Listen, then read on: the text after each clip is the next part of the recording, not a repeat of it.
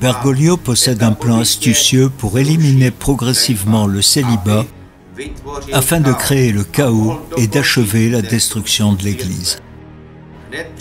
Lors de sa toute première journée mondiale de la jeunesse en 2013, il a exhorté toutes les personnes présentes à créer le chaos.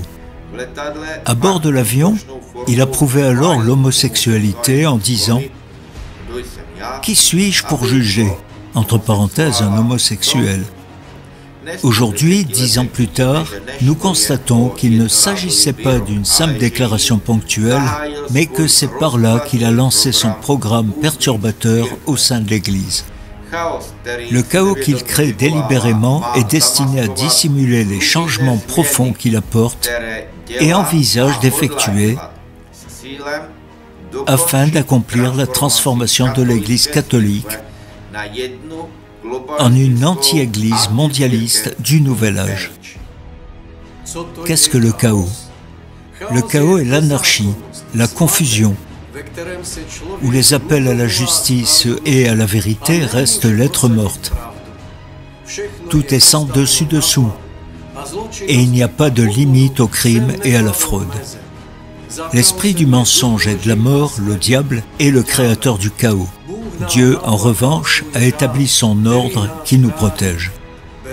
Bergoglio crée délibérément le chaos afin de tromper les catholiques et leur faire perdre de vue l'objectif, à savoir le salut de l'âme. Le chaos les amène à se préoccuper de questions insignifiantes, tandis que Bergoglio poursuit des changements graduels mais irréversibles, au détriment à la fois temporaire et éternel des âmes. Malheureusement, nous devons admettre que même le Concile Vatican II a provoqué le chaos. Les autels ont été détournés du tabernacle ou les tabernacles ont été déplacés vers la chapelle latérale. Ce chaos avait un but. L'esprit du néomodernisme a subtilement pénétré les disciplines théologiques. Les piliers les plus fondamentaux de la foi ont été remis en question. La mort rédemptrice du Christ sur la croix, sa résurrection historique et réelle, ainsi que l'inspiration divine de l'Écriture. En même temps, ce chaos a créé un espace de respect pour le paganisme et ses cultes. Les croyants ont adopté la fausse opinion publique selon laquelle le christianisme et le paganisme sont des voies de salut valables, et ce, de façon égale. Dans son entretien avec Messori en 1984, le cardinal Ratzinger a déclaré qu'après Vatican II, la fascination pour ce qui était oriental a pris le dessus. La spiritualité chrétienne a cédé sa place au yoga ou à la méditation zen, et à la diffusion d'une littérature pseudo-spirituelle. La vie spirituelle a cédé la place aux psychologies modernes, ce qui a conduit à l'effondrement des motivations de la vie religieuse. Les maisons religieuses féminines en ont le plus souffert. Les religieuses étaient enseignantes dans les écoles catholiques américaines. Avec la perte des vocations et le départ des religieuses, les écoles deviennent la propriété de l'État.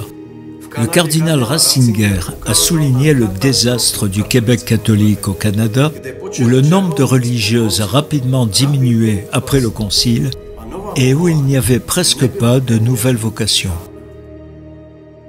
Il devint de bon ton d'inviter des moines bouddhistes dans les monastères au nom d'un soi-disant renouveau de la spiritualité, qu'ils soient bénédictins, xavériens, jésuites. Cela conduisit à une antimission au sein de l'Église.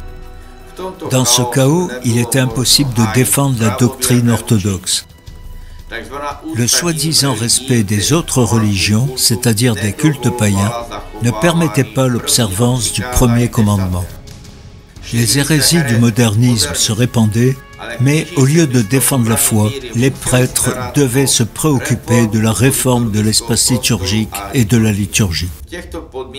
Dans ces conditions de confusion, insister sur le fait que Jésus est le seul sauveur fut considéré comme une insulte proférée envers les autres religions. Le péché originel et personnel Le sacrifice rédempteur du Christ sur la croix, c'est-à-dire les vérités les plus essentielles, ont été mises de côté. La mission fut remplacée par une anti-mission païenne. La spiritualité chrétienne céda la place au travail social. Cet esprit du monde et du paganisme ouvrit la porte à l'immoralité. La formalité remplaça la relation vivante avec Dieu. La moralité chrétienne, sans la motivation d'une foi vivante, devint un fardeau intolérable. À travers le synode sur la synodalité, Georges Bergoglio perfectionne les conditions du chaos ultime et l'abolition du célibat sacerdotal est l'un des moyens d'y parvenir. Pendant ce temps, Bergoglio réalisera sans aucune entrave son intention de transformer l'Église en une anti-Église du Nouvel Âge.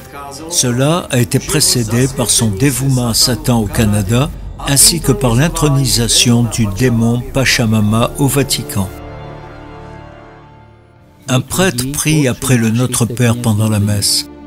« Seigneur, nous prions, afin qu'avec l'aide de ta miséricorde, nous soyons toujours libres du péché et à l'abri de toute détresse, en attendant la bienheureuse espérance et la venue de notre Sauveur Jésus-Christ. »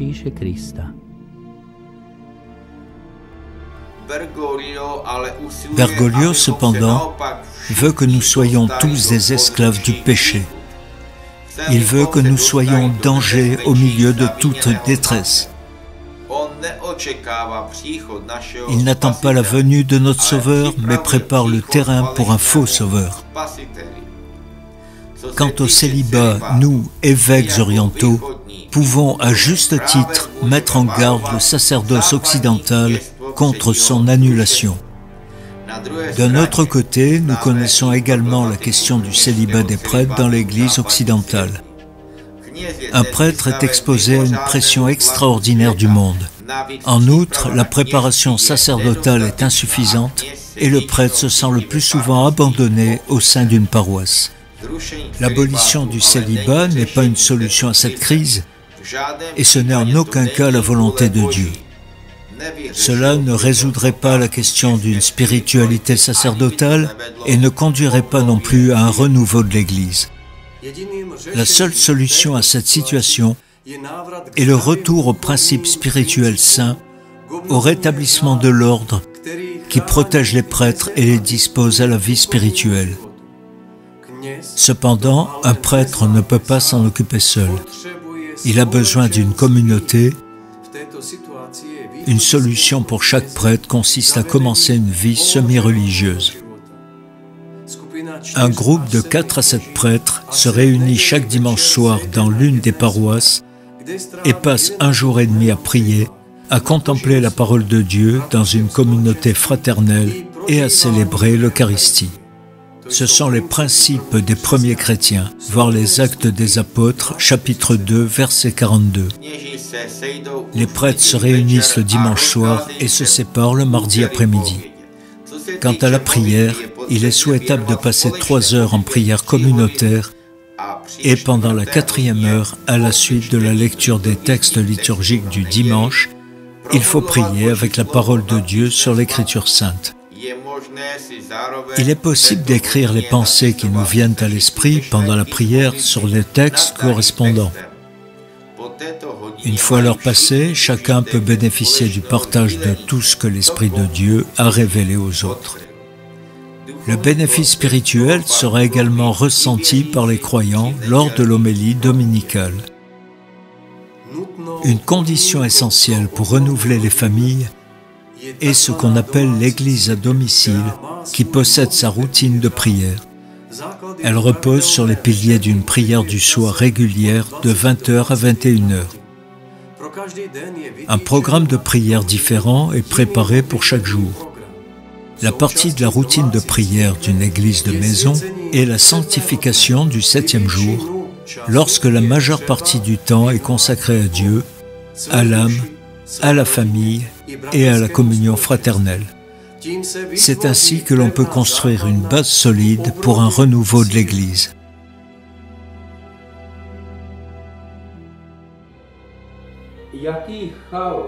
Quel chaos et quelles conséquences catastrophiques entraînerait l'annulation du célibat.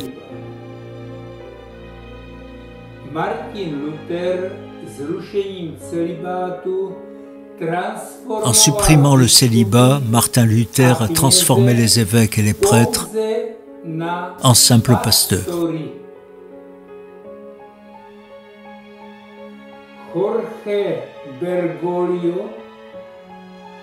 Georges Bergoglio, cependant,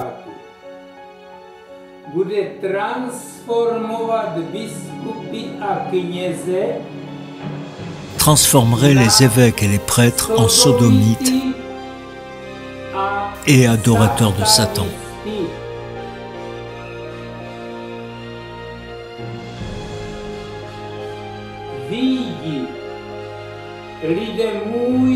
Sortez, mon peuple, de la Babylone de Bergoglio.